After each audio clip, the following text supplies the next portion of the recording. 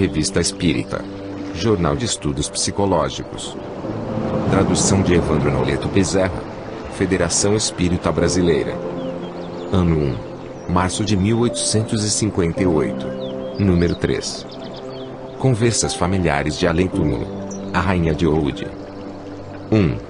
Quais as vossas sensações ao deixardes o mundo terrestre? Resposta. Porque ainda perturbada, torna-se-me impossível explicá-las. 2. Sois feliz? Resposta. Não. 3. Por quê?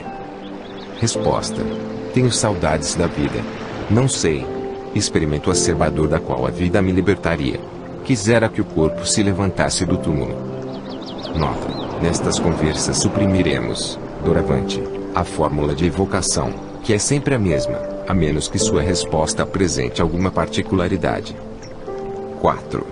Lamentais o ter sido sepultada entre cristãos, e não no vosso país? Resposta. Sim, a terra indiana pesaria menos sobre o meu corpo. 5. Que pensais das honras fúnebres tributadas aos vossos despojos? Resposta. Não foram grande coisa, pois eu era rainha e nem todos se curvaram diante de mim. Deixai-me. Forçam-me a falar, quando não quero que saibais o que ora sou. Asseguro-vos, eu era rainha. 6.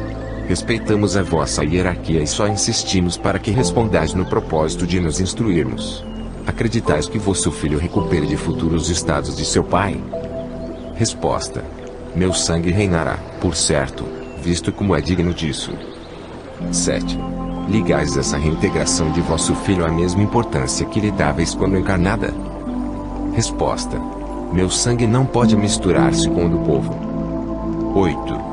Qual a vossa opinião atual sobre a verdadeira causa da revolta das Índias? Resposta. O indiano foi feito para ser senhor em sua casa. 9. Que pensais do futuro que está reservado a esse país? Resposta. A Índia será grande entre as nações. 10. Não se pôde fazer constar na respectiva certidão de óbito o lugar do vosso nascimento, podereis nulo dizer agora. Resposta. Sou rainha oriunda do mais nobre dos sangues da Índia. Penso que nasci em Delhi. 11. Vós, que vivestes nos esplendores do luxo, cercada de honras, que pensais hoje de tudo isso?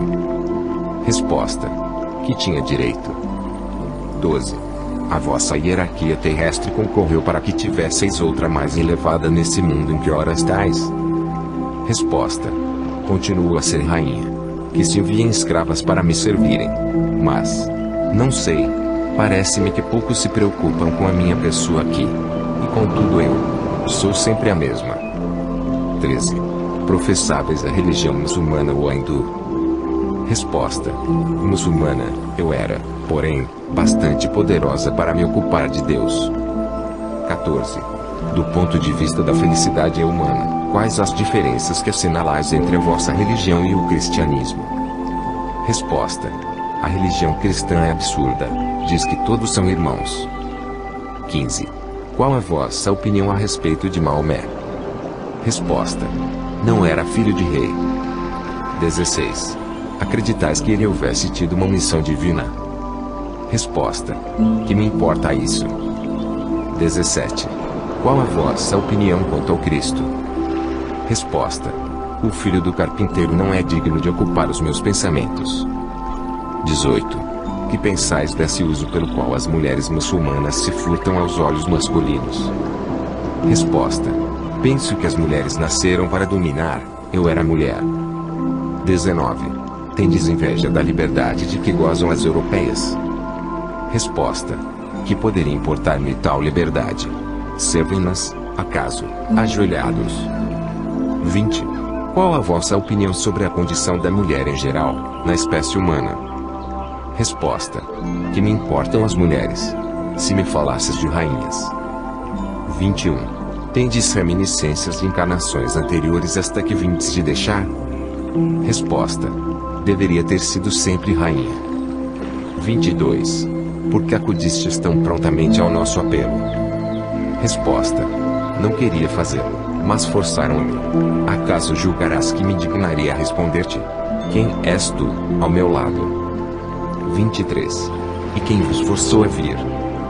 Resposta: eu mesma não sei, posto que não deve existir ninguém maior do que eu.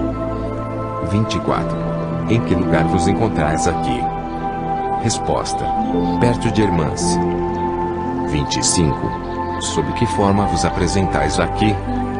Resposta: sempre rainha. E pensas que eu tenha deixado de o ser?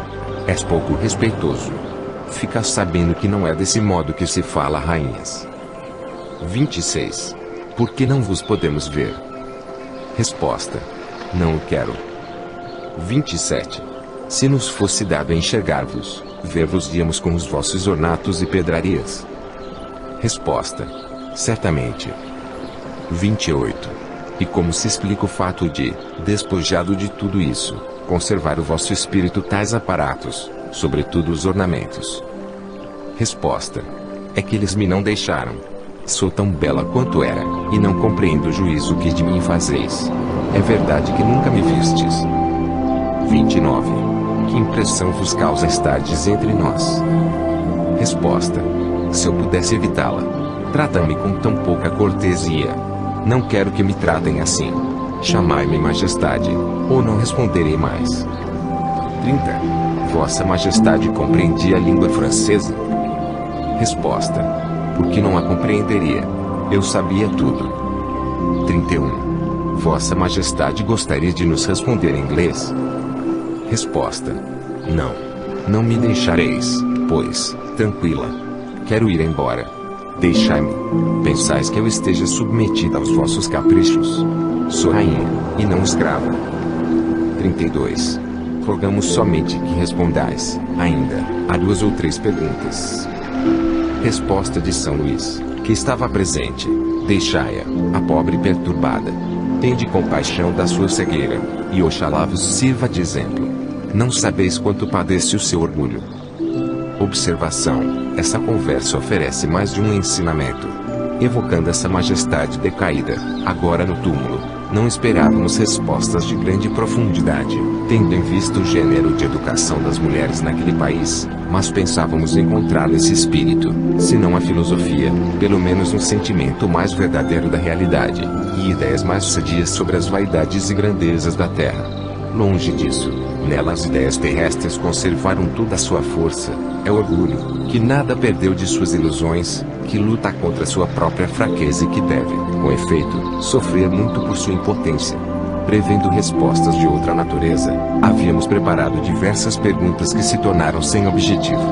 Essas respostas são tão diferentes das que esperávamos, assim como as pessoas presentes, que nelas não se poderia ver a influência de um pensamento estranho. Além disso, tem uma marca tão característica de personalidade, que acusam claramente a identidade do espírito que se manifestou.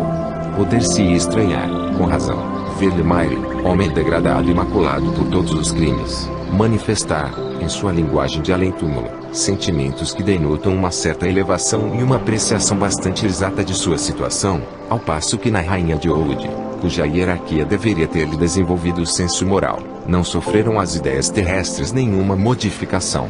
A causa dessa anomalia parece fácil de explicar. Por mais degradado fosse, Lemaire vivia no seio de uma sociedade civilizada e esclarecida, que tinha reagido contra sua natureza grosseira. Ele havia absorvido, malgrado seu, alguns raios da luz que o cercavam e essa luz nele fez nascerem pensamentos sufocados por sua abjeção, mas cujo germe, nem por isso, deixava de subsistir.